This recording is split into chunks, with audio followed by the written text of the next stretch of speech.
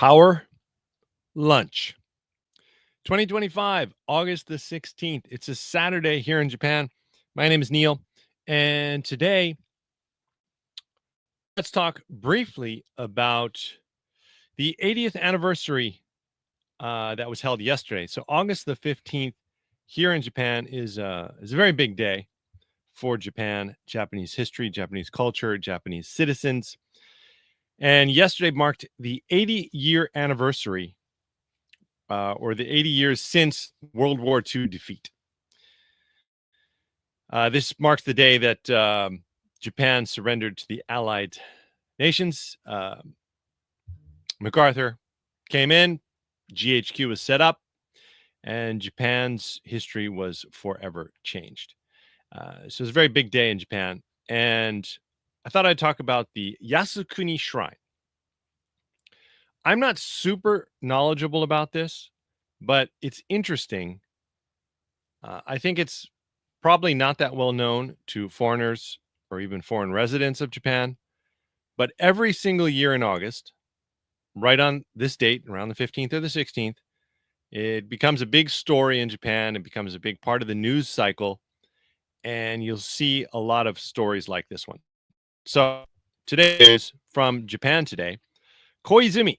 Other ministers joined crowds at Yasukuni Shrine to mark the 80 years since World War II defeat.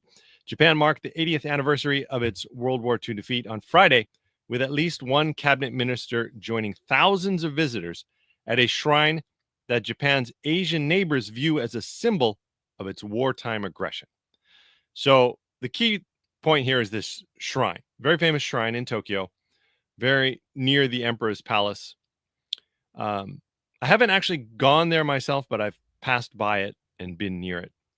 And this shrine, to the Japanese people, here it says in the article. I'll read the article for you. Among the 2.5 million war dead commemorated at the shrine are 14 wartime leaders convicted of the most serious war crimes, along with 1,000 others found guilty by Allied tribunals after Japan's 1945 defeat. So the issue here for Japan, this shrine symbolizes all the people who died in the war, fighting in the war.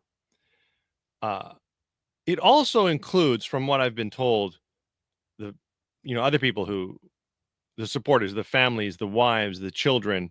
It's kind of like a catch-all for everybody that lost their life during that time.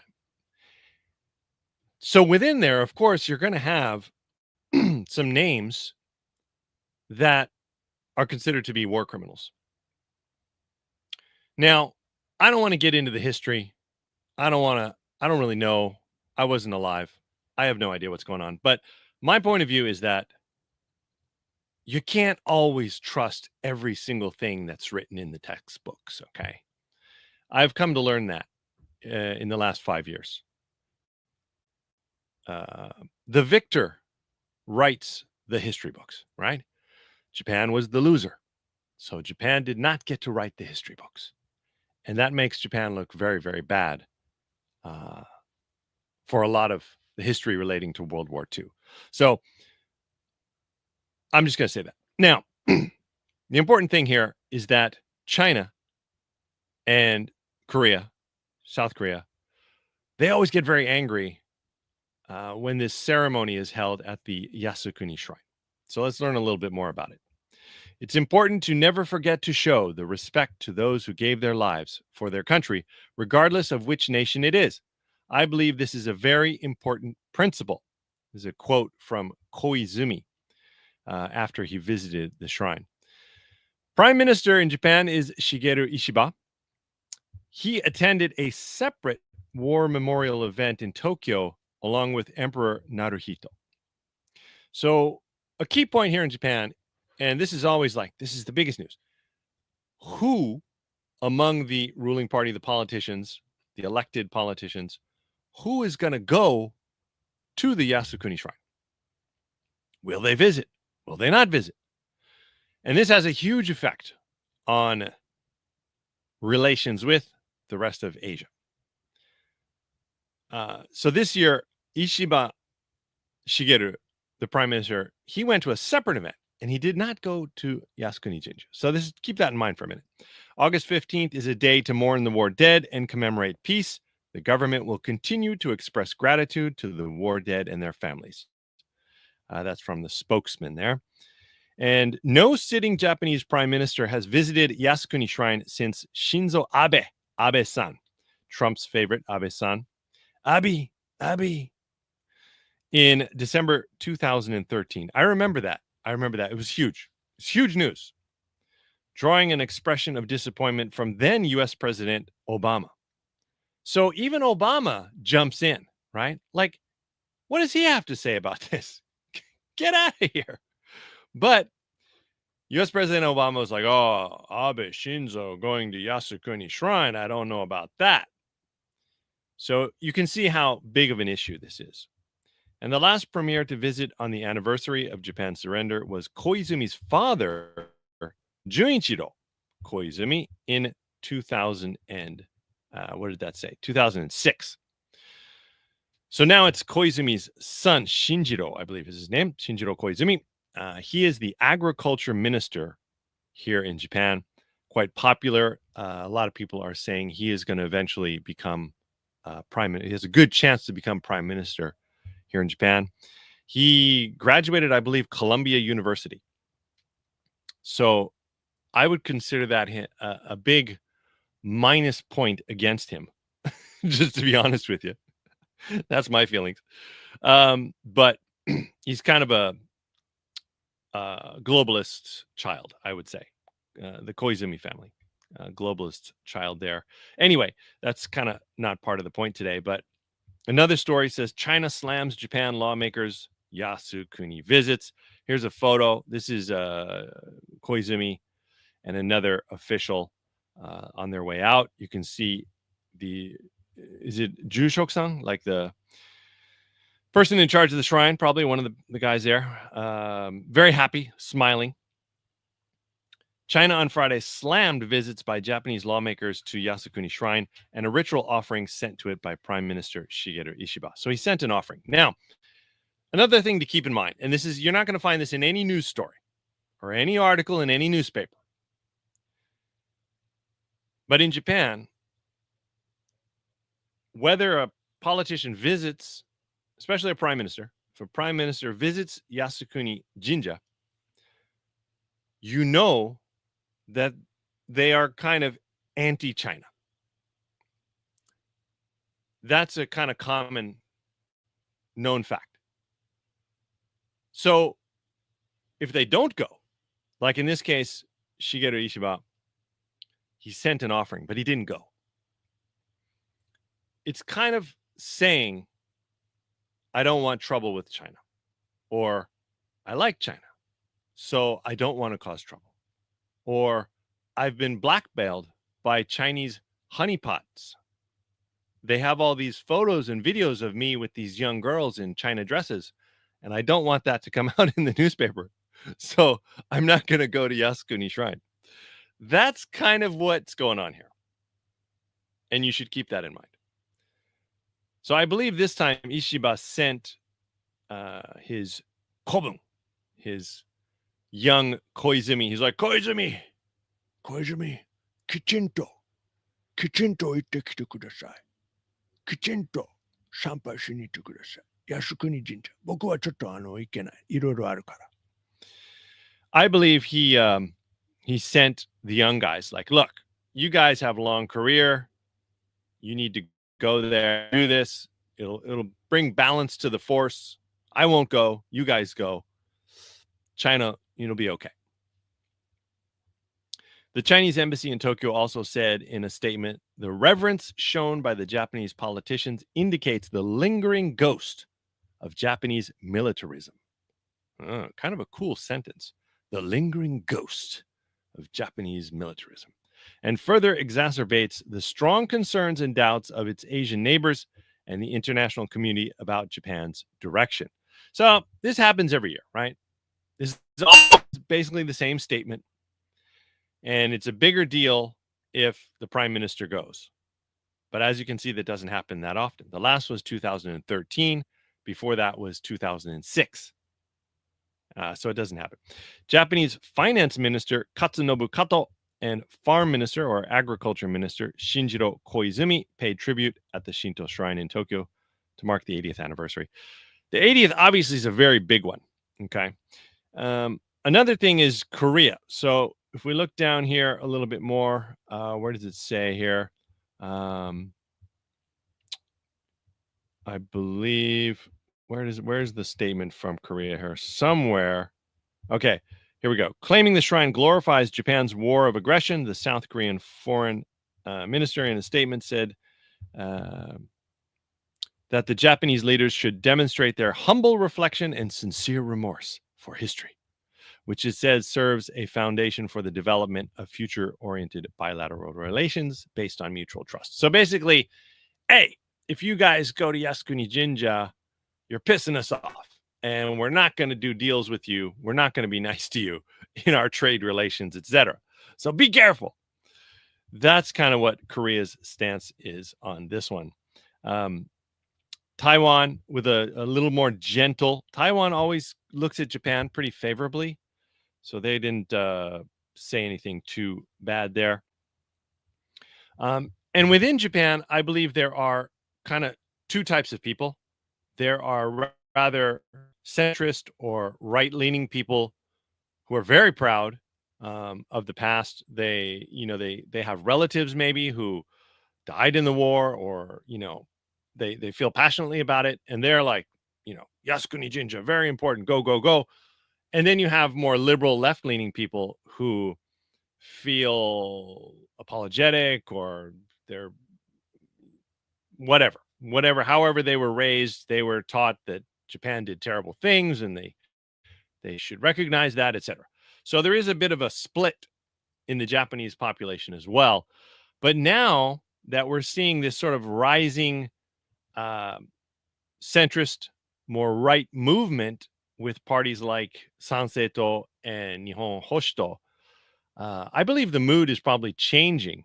And I would be interested to know if there were more people than normal at the Yasukuni Shrine this year. We look at some of the comments under these stories, and you can see, there's two different types of people. While I don't support Japanese politicians visiting Yasukuni, I'm reminded of the constant CCP whine to not interfere in China's internal affairs, right? So this person is like, hey, I don't really think the politicians should go there and cause trouble, but China's always telling us not to interfere in their politics, but they're more than willing to come over here and say, hey, Yasukuni Jinja, ba, ba, ba, ba, ba. So that's a kind of a balanced comment. China not only slammed politicians for visiting that shrine, more than that, for Japan and not to forget about history, which Japan always ignore and pray victim every August. So there you got kind of probably a more left-leaning person, or it could be a Chinese bot. You never know. Whoops, hold on one second. A couple more. It is thought the shrine, in addition, remembers those who defended their homeland, including women and children. Japan today is a free and independent nation, a democracy. So here's a person saying, yeah, the shrine also commemorates all the people who were, not on the front lines, but are back here in Japan. So interesting. It's a deep subject. It's a tough one, right? It's not an easy one to handle. Uh-oh. I hope my computer hasn't frozen up here, folks. Hold on a second while I try to get out of my full screen mode. The right-leaning party, Sanseito leader, also obviously went to the shrine. There it is. As many as 60 national and local lawmakers from Japan's far-right Sanseito party, led by Sohei Kamiya, also visited Yasukuni. The Japanese First Party wants to curb immigration, which it says is a threat to Japanese culture. So they always have to add in that little tagline when they talk about Sanseito. So he was visiting. Got a couple comments today. Yeah, see, everybody's giving me some good comments here. It is unnecessary for China and South Korea to interfere with Japanese customs. Yeah, I totally agree. I think everyone should just shut up. Just shut up. It's like Let Japan do its thing and deal with its, whether that's sadness, anger, whatever emotions come up.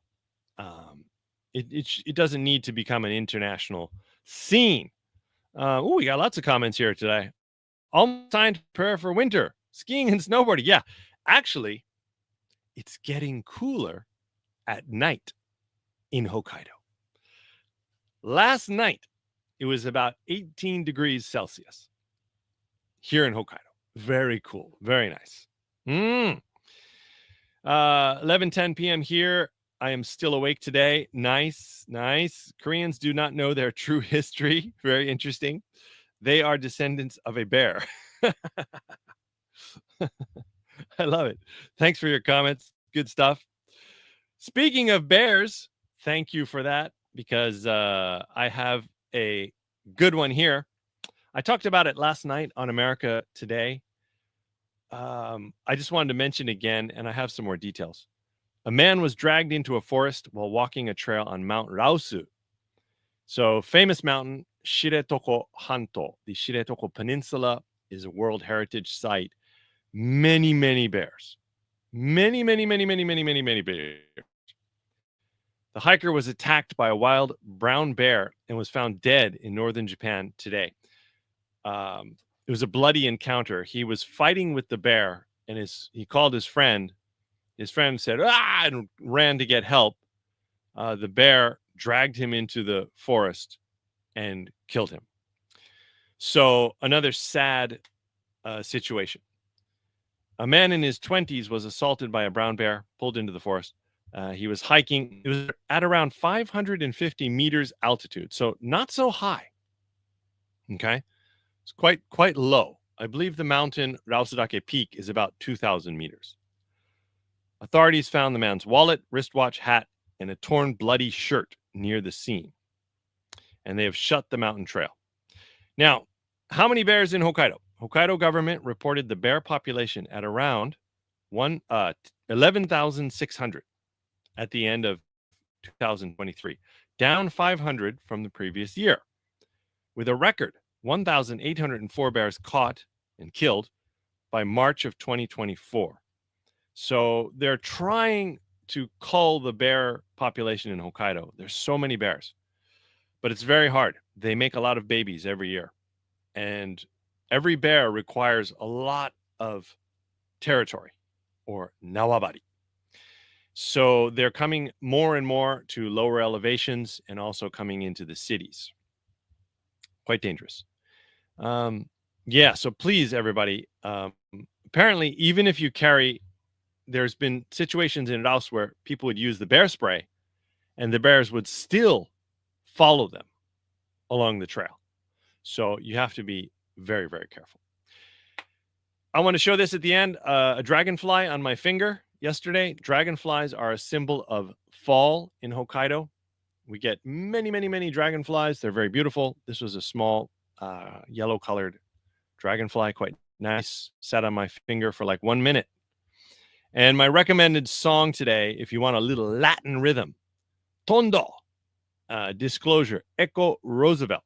Check this song out. It's from 2020, Latin flavored, good for the summertime. さあ、今日はちょっと靖国神社の話。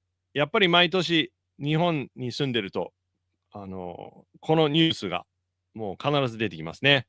で、ちょっと今日海外の人、あんまりなんでみんなこんな騒いでるんだという、話になってると思うんです。靖国はどうしてそんなニュースになるんですかと。日本人に説明する必要は全くないんですけど、今年は小泉進次郎、他、結構政治家、参政党のメンバーはもちろんここはもう行くぞという感じだろうし、日本保守党とか、詳しく誰行ったかは分かんないですけど、石破さんは行かなかったというポイントですね。で、僕の周り日本人と話すと、靖国神社行かない政治家はやっぱり、中国よりと、中国の味方、中国に優しいとかって、なんかこういう話が結構聞くんで、面白いなと思いました。なかなか多分海外にはそういう裏話が伝わっていないなと思って、その話をしました。昨日、8月15日、靖国神社に、政治家が結構集まりましたね。それと、熊、昨日の夜アメリカトゥデイでも話したけど、また事故がありました。ラオス。これは知床半島。知床半島っていうと、世界遺産ですね。北海道の世界遺産、知床半島。僕も何度も行ってるし、ラオスだけも登ったことある。すごい素敵な山。両側見えるんですね。しかも上から、樺太とか、本来は日本の島だった今ロシアがそこ取っちゃってるんですけど、日本の地図には必ずまだ載ってる、島。そこももうすごい近いんですね。もうすぐそこ。めちゃくちゃ近い。すごい綺麗な景色です。そのラオスだけ550メーター付近でクマが出てきて男の人が戦ったらしいですね。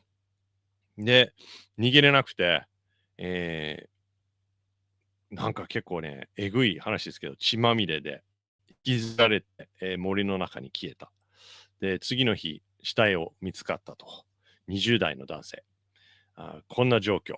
で、北海道に1万1000頭ぐらい、クマがいる。ちなみに、豆知識。